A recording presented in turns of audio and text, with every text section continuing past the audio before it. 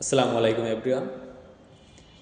আশা করি সবাই খুব ভালো আছেন এবং সুস্থ আছেন। আজকে আমি বাংলাদেশ এবং পাকিস্তানের ম্যাচ নিয়ে কিছু কথা বলতে চাই। আপনারা সবাই অবগত আছেন যে আগামীকালকে পাকিস্তান এবং বাংলাদেশের শেষ ম্যাচ হতে যাচ্ছে চ্যাম্পিয়ন্স ট্রফিতে।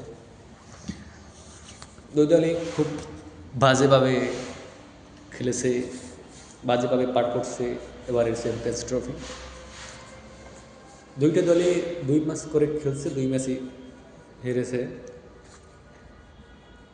সো আগামীকালকে বাংলাদেশ এবং পাকিস্তান ম্যাচের বাংলাদেশের সম্ভাব্য একাদশ হতে পারে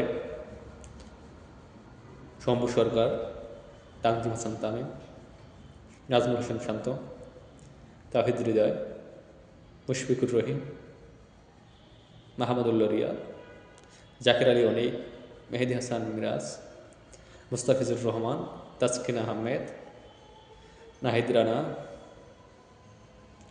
অপরদিকে পাকিস্তানের সম্ভাব্য একাদশ হতে পারে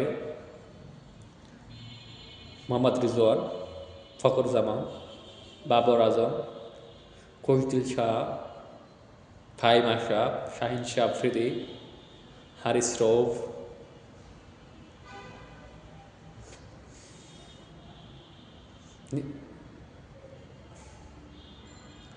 এরপর দু একজন পরিবর্তন হতে পারে, পরিবর্তন হওয়ার সম্ভাবনা আছে। আগামীকালকের ম্যাচে আমি বাংলাদেশকে 100%-এর 55% দেব, এই কারণে বাংলাদেশ এবং পাকিস্তান, আপনারা সবাই অবগত আছেন যে বাংলাদেশ এবং পাকিস্তান দুইটাই পাকিস্তানের অংশ ছিল 1971 সালের যুদ্ধে মাধ্যমে দুইটা দেশে বিভক্ত হয়ে যায়। দুইটা দেশের মানুষই খুব আবেগপ্রবণ। বাঙালিও যেমন আবেগী, পাকিস্তানও তেমনি আবেগী। আমি আশা করি যে এজ এ বাংলাদেশি ফ্যান বা এই যে বাংলাদেশি ফ্যান হিসেবে বাংলাদেশকে এগিয়ে রাখবো। ওই যে বললাম না, আবেগ থেকে। তারপরেও দেখা যাক আগামীকালকে বৃহস্পতিবার কী হয় মাঠে। সত্যি কথা বলতে যারা মাঠে ভালো খেলবে বা মাঠে ভালো পারফরমেন্স করবে তারাই দিন শেষে বিজয়ী হবে। এবং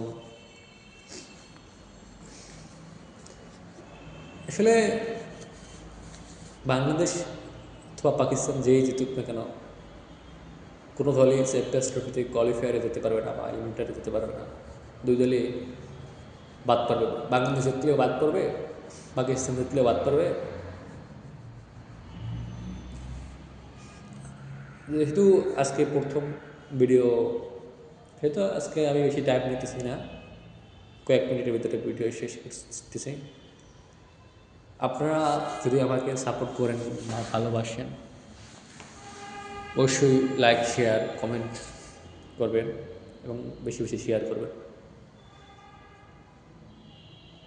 thanks you guys for watching this video.